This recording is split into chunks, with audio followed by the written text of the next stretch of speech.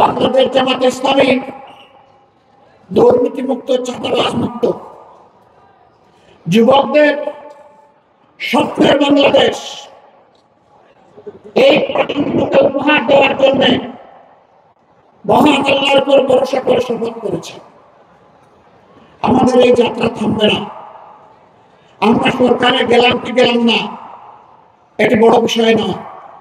আমরা জনগণের প্রয়োজনে পাশে থাকতে পারলাম কি পারলাম না, এটাই বিষয়।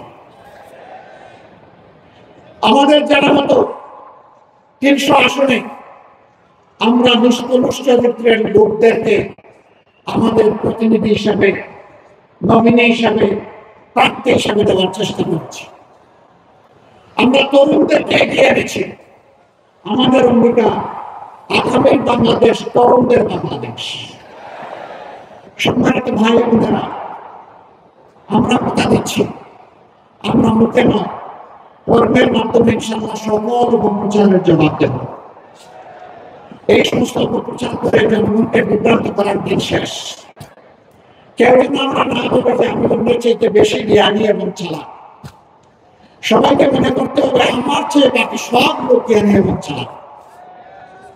চালাকি যিনি করবেন তোরা তিনি পেয়ে যাবেন, তিনি পড়াতে পারবেন না, জনগণের জালে বন্দী হয়ে যাবে। আমরা আপনাদের কাছে আমাদের জানাতে চাই, আমরা মুখে যা বলি আর যদি কিছু আমাদের মাঝে আমাদেরকে সংশোধন করার জন্য পরামর্শ দেবেন। যদি আপনার পরামর্শ দেখেন যে কাজে লাগে নাই, আমাদেরকে ত্যাগ করবেন এবং ঘৃণা করবেন। আর যদি দেখেন আমাদের মধ্যে ভালো কিছু আছে এবং ভুল করলে আপনাদের পরামর্শ আমরা গ্রহণ করি, আমরা অবশ্যই আপনাদের ভালোবাসা পাওয়ার সাবধান। কারণ আমরা বিশ্বাস করি জনগণ আমাদের চাইতে এই দেশকে কম ভালোবাসে না। এর প্রমাণ বাংলাদেশের জনগণ ইতিমধ্যে দিয়ে ফেলেছে। 5 আগস্ট পরিবর্তন হওয়ার পর 6, 7, 8 বাংলাদেশে কোন সরকার ছিল না।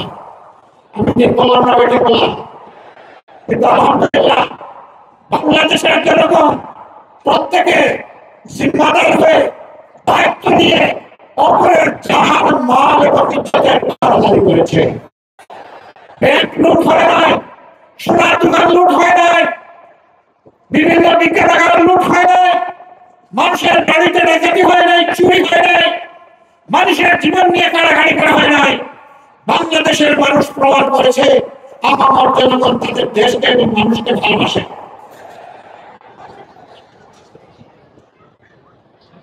এই দায়িত্বশীল জনগণকে আমরা একটা দায়িত্বশীল সরকার উপহার দেব ইনশাআল্লাহ। এই সরকার পরিচালনা করতে গিয়ে দেশি বিদেশি কোন শক্তির লাল চক্ষুকে আমরা পাত্তাই দেব না। আমাদের সরকার পরিচালনার যদি আল্লাহর ইচ্ছা, জনগণের ভালোবাসায় আমরা সেই সুযোগ পাই, সরকার পরিচালনার ভিত্তি হবে আল্লাহকে ভয় করা, প্রকাশ্যে এবং গোপনে। আল্লাহকে তারা ভয় করবে, জনগণের সমস্ত আমানত তাদের কাছে নিরাপদ। জনগণকে তাদের অধিকার চেয়ে নিতে হবে না, সরকার বাধ্য থাকবে জনগণের অধিকার তাদের ঘরে পৌঁছে দিতে। এই ইতিহাস নতুন করে আমাদের রচনা করা লাগবে না, এটি আমাদের গর্বিত ইতিহাস, এটি আমাদের মদিনা কেন্দ্রিক শাসনের ইতিহাস। আমরা দল ধর্ম নির্বিশেষে সকল মানুষের জন্য সেই ইতিহাস রচনা করতে চাই। অনেকে আমাদেরকে কর্নার করার চেষ্টা করেন। বাংলাদেশ জামাত ইসলামী যেহেতু কোরআন কেন্দ্রিক একটি দল, সেই কারণে অন্য ধর্মের লোকেরা তাদের হাতে নিরাপদ হবেন না। আমি আল্লাহর উপর ভরসা করে চ্যালেঞ্জ দিলাম, 54 বছরের স্বাধীন বাংলাদেশে বাংলাদেশ জামাত ইসলামের কোন নেতা কোন অন্য ধর্মের লোকের উপর জুলুম করেছে, তার জমি দখল করেছে, তার ইজ্জতের উপর হাত দিয়েছে, তার সম্পদ লুণ্ঠন করেছে, সাহস থাকলে আমাদেরকে বলে দেন। আমরা সেই দুষ্ট লোক তৈরি করি না।